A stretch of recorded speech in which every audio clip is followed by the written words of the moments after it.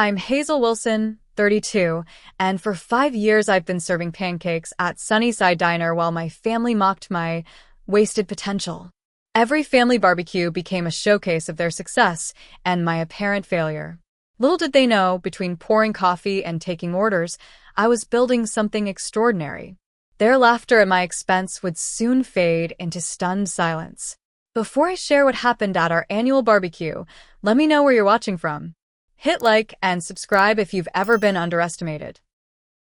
Growing up in the Wilson family meant living with constant pressure to achieve. My father, Lawrence, was a high-powered attorney who never lost a case, or so he claimed during his lengthy dinner table monologues. His corner office downtown was decorated with plaques and awards that he made sure every visitor noticed. Mom, Victoria, wasn't any less ambitious. As one of the top real estate agents in Connecticut, she turned selling houses into an art form, always dressed impeccably with not a hair out of place, even when showing properties on Sunday mornings. My siblings followed in their footsteps perfectly. Olivia, my older sister by 3 years, became the pediatric surgeon our parents always bragged about at country club gatherings. Dr. Wilson saved another child today became a phrase I heard so often I could recite it in my sleep. Trevor, my younger brother, took after Dad and went into finance. By 28, he was already an executive at an investment firm with a corner office that mirrored our father's in miniature. Then there was me, the middle child, the disappointment. I did everything right at first. I graduated with honors in high school, attended a prestigious college, and earned my business degree. But unlike my siblings, who seemed to transition seamlessly into successful careers, I stumbled. The recession hit just as I graduated, and the marketing firm that had promised me a position closed its doors before I could even get my foot in. After hundreds of rejected applications and dwindling savings, I took what was supposed to be a temporary position at Sunnyside Diner. The worn vinyl booths and perpetual smell of maple syrup became my daily reality. 5 years later, I was still there, having moved from server to head waitress, a promotion that hardly impressed the Wilson clan. "When are you going to get a real job?" became the refrain at every family gathering. Last Thanksgiving, Trevor had the audacity to suggest I apply to be his administrative assistant. "At least it's in a proper office," he said, as if I should be grateful for the opportunity to fetch his coffee instead of serving it to strangers. The worst was last year's barbecue, when my cousin Rebecca announced her promotion to hospital administrator in front of everyone. All eyes turned to me as Aunt Patricia loudly asked, "And how's the diner, Hazel?" Still dropping plates. The collective laughter still burned in my memory. What my family failed to understand about me was that I didn't share their worship of status symbols and traditional markers of success. Sure, I wanted financial stability, but not at the cost of losing myself. The diner job gave me something they couldn't comprehend: perspective. I served people from all walks of life, heard their stories, and saw the world beyond the privileged bubble my family inhabited. It was at the diner that I met Eleanor Jenkins, a 60-something regular who always ordered black coffee and blueberry pancakes. Eleanor wasn't just any customer. She was a retired tech executive who had built and sold 3 companies. She started coming in during my second year, always sitting in my section, and leaving generous tips. "You're wasted here," she told me one quiet Tuesday morning, watching me refill her cup for the 3rd time. "So I've been told," I replied with a practiced smile. "No, not like that," Eleanor clarified. "You see patterns others miss. You've reorganized this place bit by bit since you started, haven't you?" She was right. I had redesigned the ordering system, created a more efficient table arrangement, and implemented a new inventory method that reduced waste by 30%. The owner, Gary, appreciated my changes, but never saw them as anything special. Eleanor became my mentor over countless coffee refills. When I shared my idea for a specialized app connecting family-owned diners nationwide with delivery services, she didn't laugh it off like my family would have. Instead, she asked pointed questions, challenged my assumptions, and pushed me to develop a business plan. "The restaurant industry is oversaturated with delivery apps," I explained to her one day. "But they all cater to trendy places. Nobody's focusing on diners, which have loyal customers but outdated systems. For 3 years, I worked double shifts at the diner, saving every penny. At night, I taught myself coding basics through free online courses. Weekends were spent researching the market and refining my business model, all while my family thought I was just a waitress with no ambition. Eleanor introduced me to potential investors who actually took me seriously. Unlike my family, they saw value in my expertise and understanding of an overlooked market niche. The diner wasn't my failure. It was my research lab, and every shift gave me more insights into what would make my app succeed where others had failed. By the time this year's family barbecue invitation arrived, I was on the verge of something big, something that would silence the whispers and change everything. But they didn't know that yet. The invitation arrived in my mailbox on a Tuesday, cream-colored cardstock with elegant script announcing the Wilson family annual barbecue. I stood in the entryway of my modest apartment, holding the envelope as if it contained a subpoena rather than a party invitation. My mother's handwriting was unmistakable, looping letters that somehow managed to look both artistic and judgmental at the same time. Great, another opportunity to be the family disappointment, I muttered to myself, tossing the invitation onto the kitchen counter where my roommate Brooke was chopping vegetables for dinner. The infamous Wilson barbecue? Brooke asked, raising an eyebrow. She'd heard enough stories over our 2 years of sharing this apartment to understand my dread. Yes, the annual, let's remind Hazel she's a failure extravaganza, I replied, opening the refrigerator to grab a bottle of water. Complete with designer outfits, career updates, and subtle digs at my life choices. Brooke put down her knife and looked at me seriously. Why do you still go? You're not obligated to subject yourself to that. It was a fair question. Why did I keep returning to an event that inevitably left me feeling diminished? Last year had been particularly brutal. Cousin Brandon, fresh from his law school graduation and already hired at a prestigious firm, had cornered me by the dessert table. You know, he had said, swirling expensive scotch in a crystal tumbler, my firm needs someone to run the break room. It's entry-level, but it might be a step up from, He gestured vaguely in my direction, as if my entire existence could be summed up as something beneath him. I'd smiled tightly and excused myself, only to overhear my mother explaining to her friends that I was finding myself, and between opportunities, as if my 5 years at the diner were just a temporary phase. I go because not going would be worse, I told Brooke, leaning against the counter. Not showing up would confirm their belief that I'm ashamed of my life. Plus, my grandmother would be heartbroken. Grandma Lillian was the one person in the family who never made me feel less than. A widow who had raised 3 children while running a tailoring shop, she understood the value of honest work in a way the rest of them didn't. Besides, I added with a small smile, things might be different this year.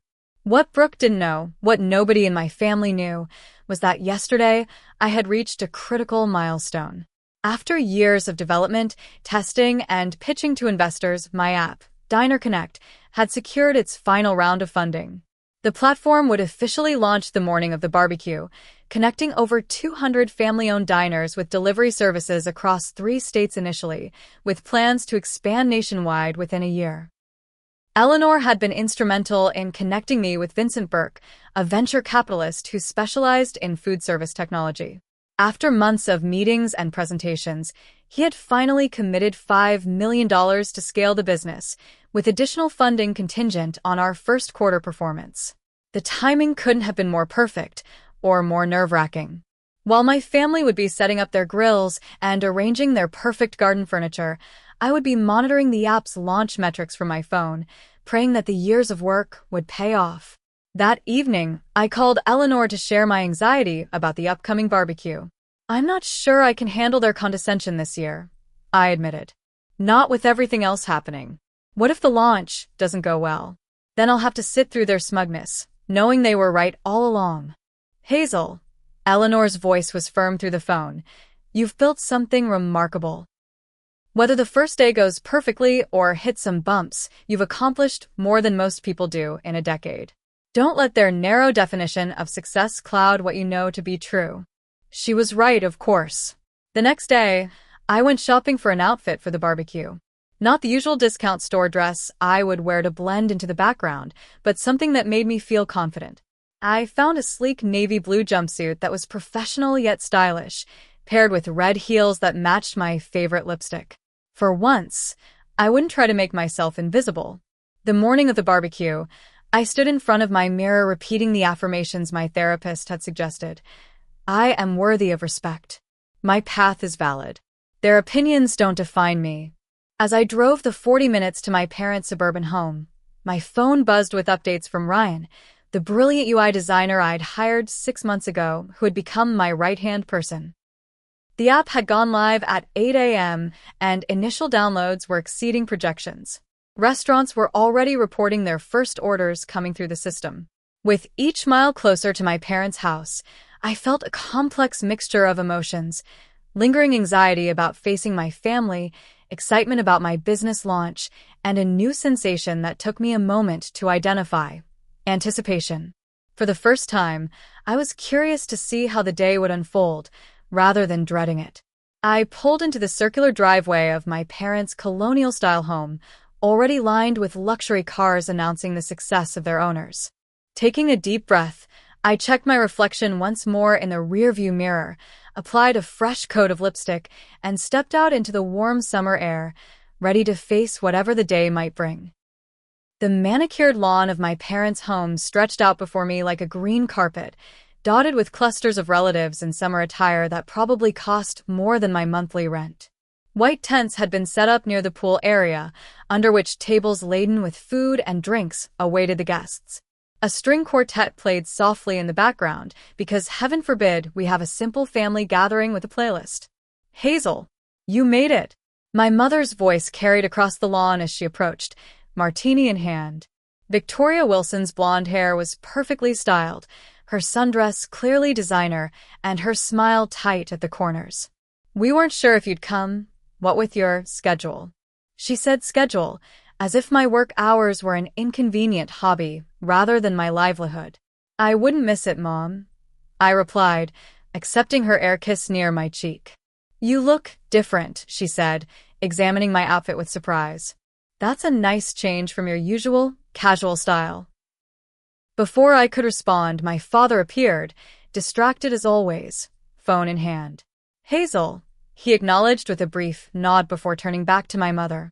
"Victoria, Judge Patterson just arrived. We should go greet him." And just like that, I was standing alone again, invisible as soon as someone more important demanded attention. I made my way to the bar, where Trevor was holding court with a group of admirers, explaining some complex financial strategy that had apparently made his clients millions. "Hazel," he called out, too loudly.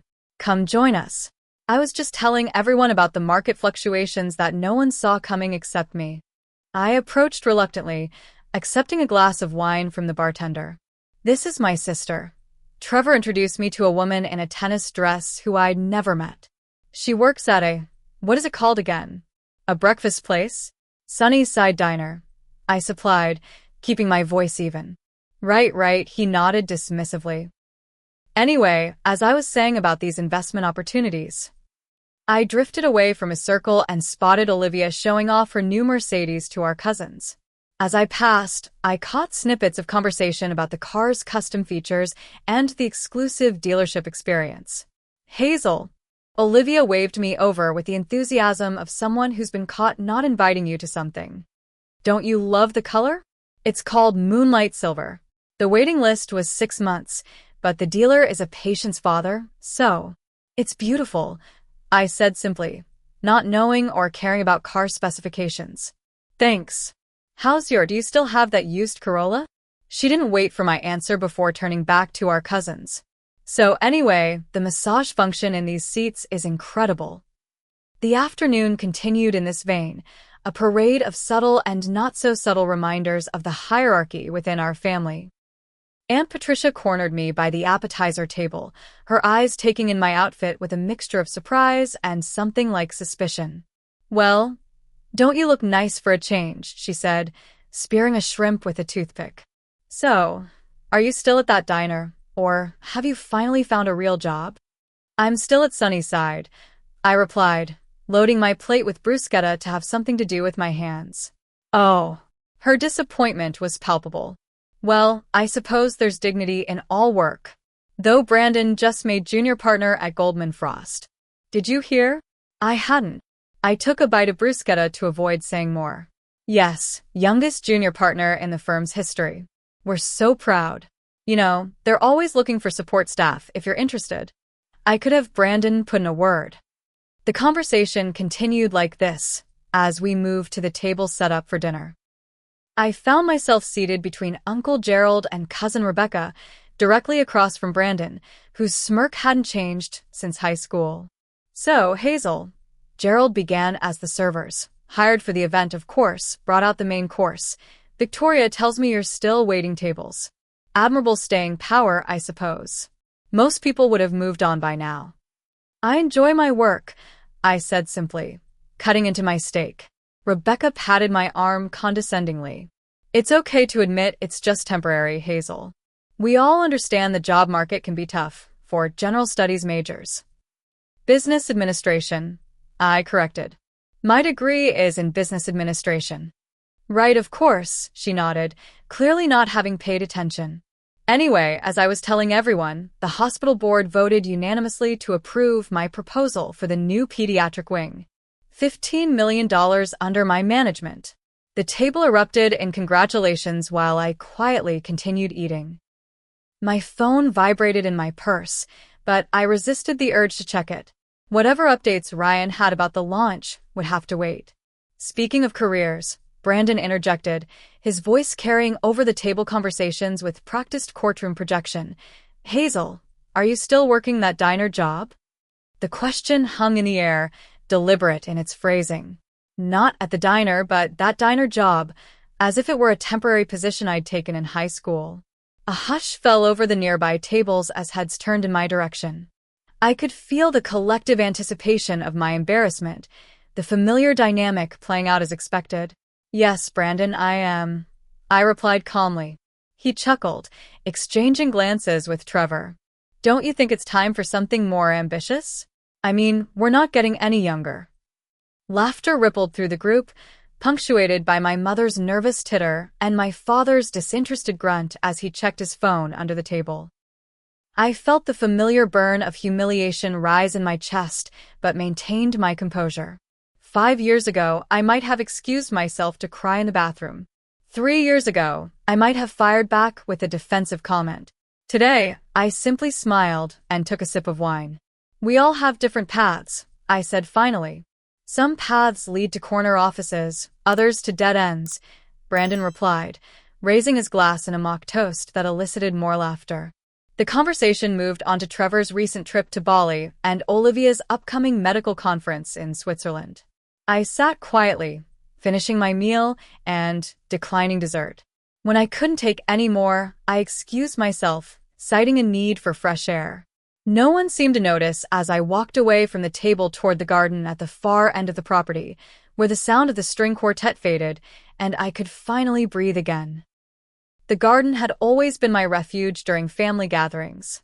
As a child, I would hide among the rose bushes with a book when the adults became too loud or demanding. Now, I found myself on the same stone bench, surrounded by the scent of my mother's prized hydrangeas, trying to center myself after another round of familial humiliation. My phone buzzed again, and this time I pulled it out to check. Ryan had sent a series of messages. Downloads just past 10,000. First hour orders through the roof. Vincent called, he's thrilled. CNN Business wants an interview tomorrow. CNBC just reached out too. New York Times reporter asking for exclusive. I stared at the screen, hardly believing what I was reading. The launch wasn't just going well, it was going viral. The years of late nights, the double shifts to save money, the coding classes that had me falling asleep at my laptop, the investor meetings where I was the only woman and certainly the only waitress in the room. It was all paying off in a way I had hardly dared to hope for. I remembered the night I first conceptualized Diner Connect. It was after a particularly grueling 12-hour shift when a college student had complained that none of the delivery apps served Sunnyside. Only fancy places get delivery, Gary had explained with a shrug. Small diners like us get left behind. That comment sparked something in me. I began researching and discovered that thousands of family-owned diners across America were being excluded from the digital revolution in food delivery. These were establishments with loyal customers and excellent food, but without the technical knowledge or resources to build their own delivery infrastructure. For months, I sketched ideas during my breaks, creating a platform specifically designed for diners' unique needs. I studied their peak hours, menu structures, and customer demographics. I interviewed owners about their pain points and regular customers about what would make them order delivery. The real breakthrough came when I realized we could create a unified brand identity for independent diners while preserving their individual charm. America's Diners Delivered became our tagline, with customizable storefronts that reflected each restaurant's personality. Learning to code was perhaps the hardest part. After shifts where I'd been on my feet for 8 hours, I would sit at my small desk in my shared apartment, following online tutorials and building test versions of the app.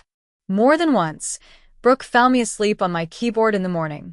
The investment meeting with Vincent had been terrifying. I'd taken a rare day off from the diner, put on the only business suit I owned, purchased secondhand and tailored by Grandma Lillian, and pitched my heart out to a room full of men in expensive watches who initially looked at me with skepticism. "You're a waitress," one had said bluntly. "What do you know about tech?" "I'm a waitress who's built a functioning prototype with 20 participating restaurants already signed up," I'd countered, bringing up the demo on the projection screen. "And I know more about the diner industry than anyone in this room." By the end of that meeting, Vincent had pulled me aside and said words I'll never forget. "You've got something special here. It's not just the technology, it's your understanding of an overlooked market. That's rare." Now, sitting in my parents' garden, I received another message from Ryan. "Vincent is sending the car now. He thinks you should arrive in style for the press. ETA 20 minutes. My heart raced. This wasn't how I'd planned to reveal my success to my family. I'd thought I would casually mention it if the app took off, downplaying it to avoid seeming like I was competing. But Vincent had other ideas, apparently. As if on cue, my phone rang. It was Eleanor. "Have you seen the numbers?" she asked without preamble. I just checked.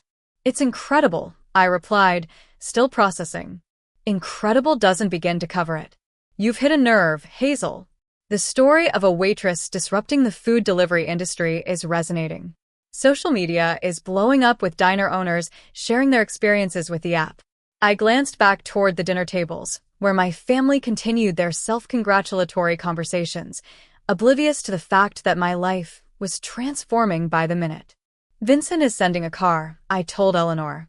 "Good," she replied firmly. "It's time to stop hiding your light. I'll meet you there." As I ended the call, another text came through from Ryan. "Limo pulling up to your location in 10. Driver's name is Maxwell." A limousine. Vincent wasn't being subtle. Part of me wanted to text back and cancel, to slip away quietly and celebrate this moment in private. But another part of me, a stronger part that had been silenced for too long, wanted to stand tall in front of the people who had dismissed me year after year. I took a deep breath and typed back, "Tell Maxwell to pull up to the main entrance. Make sure the press stays back until I give the signal." Ryan's response was immediate. "Boss mode activated. I like it." I stood from the stone bench and smoothed my jumpsuit. For a moment, I thought about what I was about to do. Was it petty to make a show of my success? Was I stooping to their level by wanting to see the shock on their faces? No, I decided.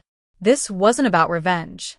This was about finally being seen for who I truly was, about claiming space at a table that should have welcomed me all along. I walked slowly back toward the party, where the afternoon sun was beginning to soften into early evening light. As I approached, I heard the distinctive sound of a luxury engine purring up the driveway. Heads began to turn as a sleek black limousine came into view, its polished surface reflecting the garden lights that had just switched on automatically. The vehicle stopped directly in front of the main tent, and a uniformed chauffeur stepped out. My family members exchanged confused glances. My father stood up, likely assuming it was one of his important clients, making a surprise appearance. Brandon straightened his tie, while Trevor and Olivia moved closer to the front, never wanting to miss an opportunity to network. I walked calmly toward the limousine as Maxwell opened the passenger door and announced in a clear, professional voice that carried across the suddenly silent gathering. "Ms. Wilson, your team is waiting. Sorry to interrupt, but you forgot to invite the host." Every eye turned to me as I approached the vehicle with newfound confidence, ready to step into a future that I had built with my own hands, one coffee refill at a time. The silence that fell over the barbecue was absolute. Even the string quartet stopped playing, the final notes of a Vivaldi piece hanging in the air like a question mark. I stood beside Maxwell, taking in the tableau of shocked faces before me. "The host?" My mother finally managed, her voice higher than usual. "Hazel, what is this about?" Before I could answer, Ryan emerged from the limousine, tablet in hand, looking every inch the professional executive assistant in a crisp suit that I knew he had purchased specifically for today. "Ms. Wilson, the Wall Street Journal is on the line, and TechCrunch wants to confirm the interview for tomorrow morning," he announced, loud enough for everyone to hear. "Also, the latest metrics are in. We've passed 20,000 downloads, and the servers are holding steady." My father stepped forward, confusion evident on his face. "Hazel, what's going on? Who is this young man?" I took a deep breath, feeling strangely calm in the eye of the storm. "This is Ryan Chun, my chief operating officer. Dad, Mom, everyone, I have some news that I've been keeping quiet until today." The family gathered closer, curiosity overcoming their initial shock. Brandon pushed to the front, his earlier smugness replaced by bewilderment. "For the past 3 years, while working at Sunnyside Diner, I've been developing a food delivery platform specifically for family-owned diners across America. Today, we launched officially, and the response has been significant." I gestured to Ryan, who turned his tablet around to show a real-time dashboard of downloads, orders, and media mentions scrolling by too quickly to read individually. Diner Connect brings delivery capabilities to small restaurants that have been overlooked by major platforms. We launched this morning with 200 participating diners across 3 states, and we're projected to have over 1,000 by the end of the quarter. My mother's hand flew to her pearl necklace, her standard gesture when processing surprising information. "You created an app? While working at the diner?" "Not just an app, Mrs. Wilson," Ryan interjected professionally. Diner Connect is a comprehensive platform that integrates ordering, delivery logistics, and marketing for independent restaurants. Hazel identified a gap in the market that no one else noticed and built a solution from the ground up. Trevor stepped forward, his finance brain clearly calculating numbers. "What's the valuation?" he asked bluntly. I smiled slightly. Of course, that would be his first question. Our series of funding round closed yesterday at $50 million. Vincent Burke is our lead investor. At the mention of Vincent's name, my father's expression changed dramatically. Vincent Burke was something of a legend in investment circles, known for his golden touch with food and hospitality ventures. "Vincent Burke invested in your company?" he asked, his voice reflecting disbelief and a new note I wasn't used to hearing from him: respect. "He did. In fact, he's the one who sent the car. There's a press conference scheduled for later this evening to announce our launch success." Brandon pushed forward, his legal mind apparently having caught up with the situation. "So all this time, while we thought you were while you were working at the diner, you were actually—" He trailed off, looking genuinely abashed for perhaps the first time in his life. "I was researching the market, developing the concept, learning to code, building a team, and securing investment. I finished for him. Yes, all while serving your occasional breakfast when you deigned to visit the little people." The last part came out more sharply than I'd intended, and I saw him wince. Taking a breath, I softened my tone. "The diner wasn't a dead end for me, Brandon. It was where I found my purpose." As if on cue, a local news van pulled up behind the limousine. A reporter and cameraman jumped out, heading straight for us with purposeful strides. "Ms. Wilson, congratulations on the launch. Could we get a few words about how Diner Connect is changing the game for small restaurants?" the reporter called out, microphone extended. My mother's eyes widened at the media presence in her carefully curated garden party. My father straightened his tie automatically, moving as if to intercept the reporter, an ingrained response from years of being the family's public face. "I'd be happy to speak with you," I said to the reporter, before turning back to my stunned family. "If you'll excuse me for a moment." As I stepped aside with the news crew, I could hear the explosion of whispered conversations behind me. Aunt Patricia was frantically Googling me on her phone, while Trevor was already on a call, likely to one of his investment contacts to get the inside scoop. The interview was brief, but effective. I explained our mission to level the playing field for family restaurants, shared some initial success metrics, and credited my experience at Sunnyside for inspiring the venture. "And what would you say to other service industry workers with entrepreneurial dreams?" the reporter asked as a final question. I thought for a moment, aware that my family was hanging on every word. "I'd say that sometimes the best market insights come from unexpected places. The people taking your orders, fixing your cars, or cleaning your offices see inefficiencies and opportunities that executives miss. Don't let anyone convince you that your perspective isn't valuable." As the camera switched off and the reporter thanked me, I turned back to face my family. The dynamic had shifted palpably. Where before there had been condescension, now there was a mixture of confusion, reassessment, and in some cases, naked opportunism. My father approached first, extending his hand as if meeting me for the first time. "Hazel, this is remarkable. Why didn't you tell us you were working on something like this?" The question hung in the air, heavy with implications.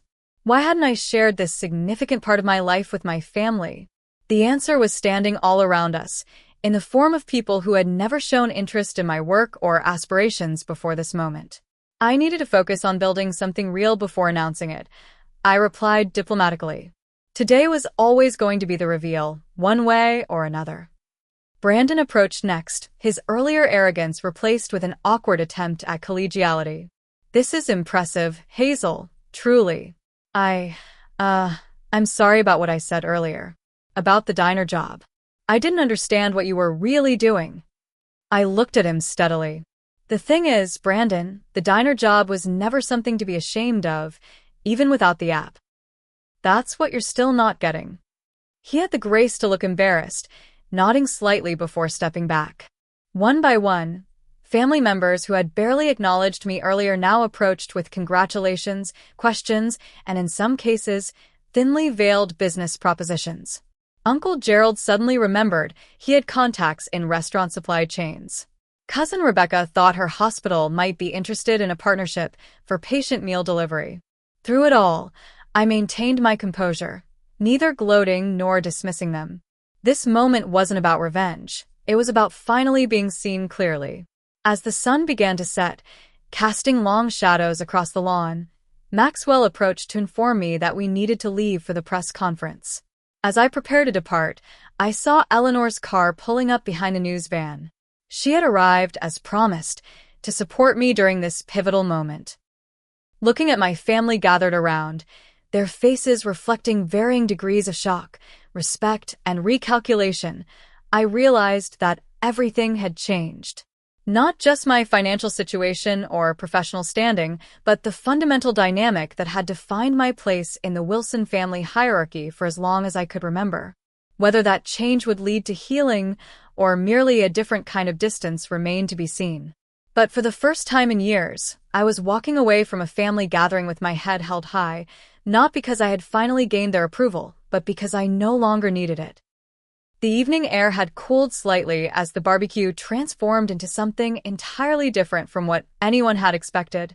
The formal seating arrangement had dissolved, with family members now clustered in small groups, their conversations undoubtedly centered around my revelation. The hired servers continued their duties, but now they cast curious glances in my direction, perhaps wondering if I had once been in their position. Eleanor made her way through the crowd toward me, her practical linen pantsuit a stark contrast to the designer summer wear surrounding her. At 72, she moved with the confidence of someone who had nothing to prove to anyone, a state I was only beginning to understand. "Well, this is quite the scene," she remarked quietly, taking in the changed atmosphere.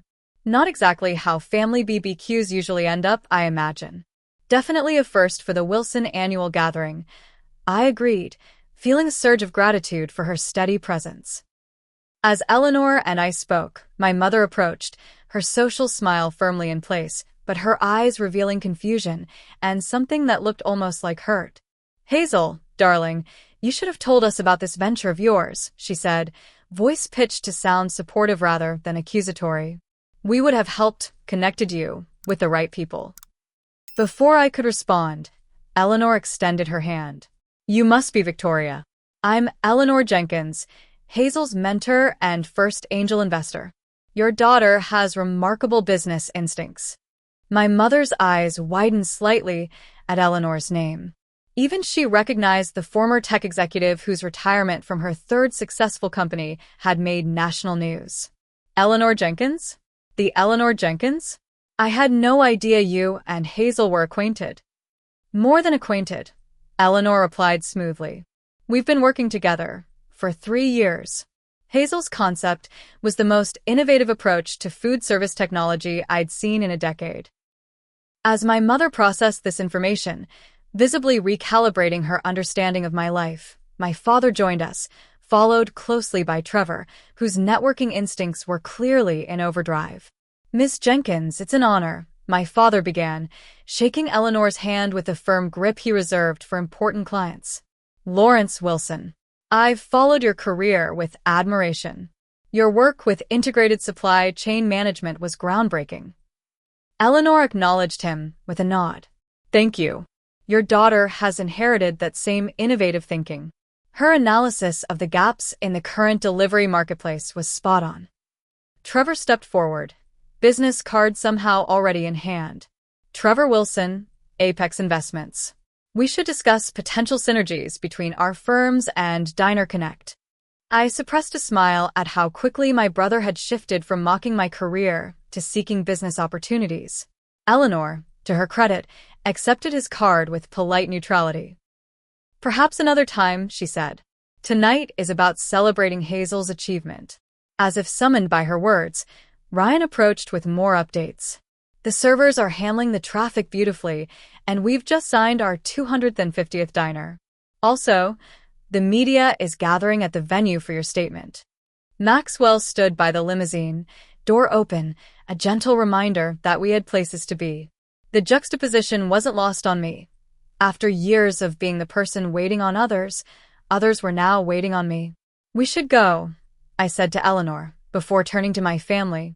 "Thank you for hosting, as always. I'm sorry to cut the evening short." My mother's hand fluttered anxiously.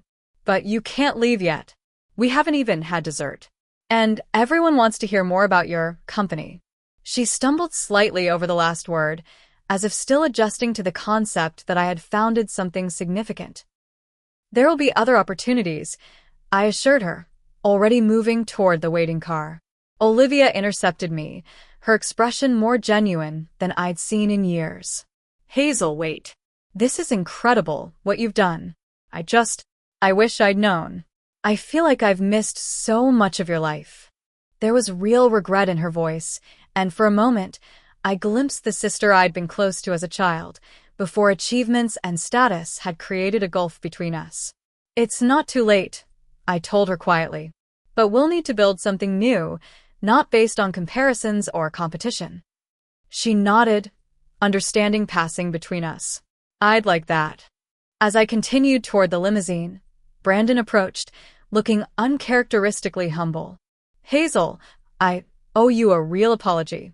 Not just for today, but for, well, years of being a condescending jerk." "Yes, you do," I agreed, but without malice. And a genuine apology starts with listening and understanding, not just regretting consequences. He nodded slowly. "I'd like to hear about your journey sometime. The real story, not the press version." "Maybe," I allowed, neither committing nor dismissing the possibility of reconciliation. As Eleanor and I reached the limousine, with Ryan already inside coordinating the press conference details, I turned back for one last look at the gathering. The family tableau had shifted dramatically from just hours earlier. Where I had once been peripheral, I was now the focal point. Where they had once seen a failure, they now saw success, though perhaps still measured by their limited metrics of wealth and status rather than purpose and integrity. My phone buzzed with a message from Gary, the diner owner. The app is bringing in orders like crazy. Proud of you, kid. Your job will be waiting if this CEO thing doesn't work out.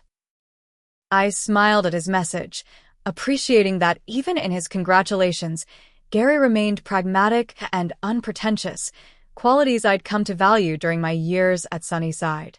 Maxwell held the door as Eleanor and I slid into the plush interior of the limousine. As we pulled away from my parents' home, I caught a glimpse of my grandmother standing on the porch, a quiet smile on her face. Unlike the others, she didn't look surprised by my success. She raised her hand in a small wave that felt like a blessing.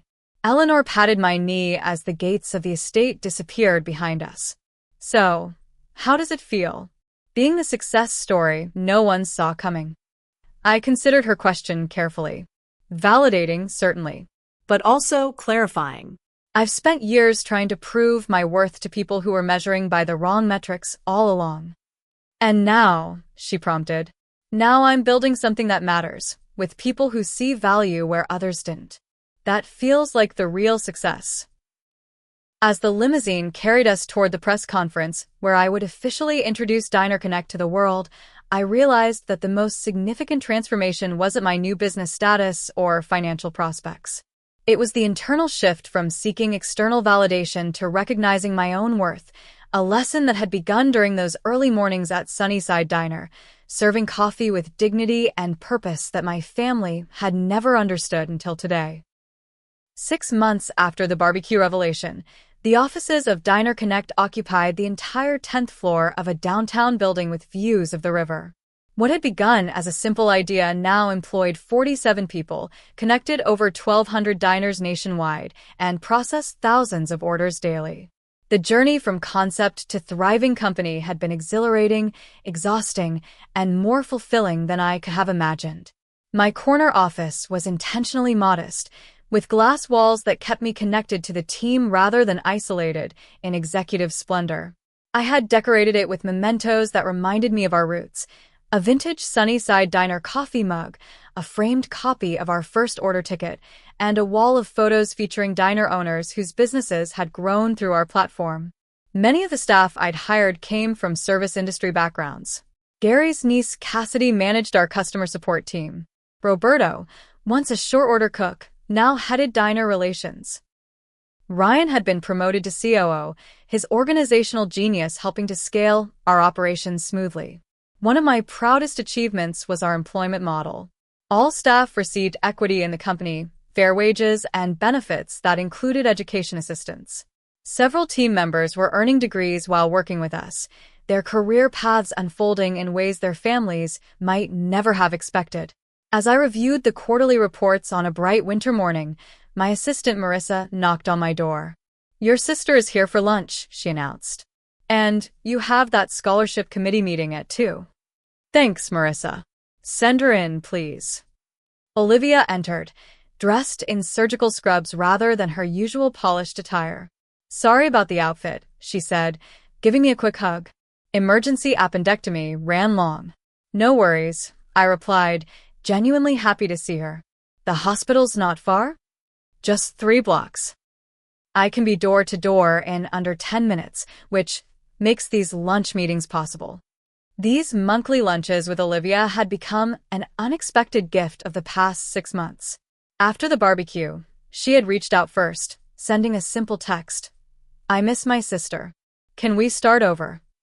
Since then, we'd been rebuilding our relationship on new terms, learning to see each other as adults rather than competitors. As we settled on the office couch with salads from the cafe downstairs, Olivia asked about the upcoming expansion. "California is launching next week," I told her. "That will bring us to all 50 states, 3 months ahead of schedule." "That's incredible, Hazel. And the investment from that Japanese firm came through?" "Finalized yesterday. $20 million for international expansion, starting with Canada and the UK. Olivia shook her head, smiling.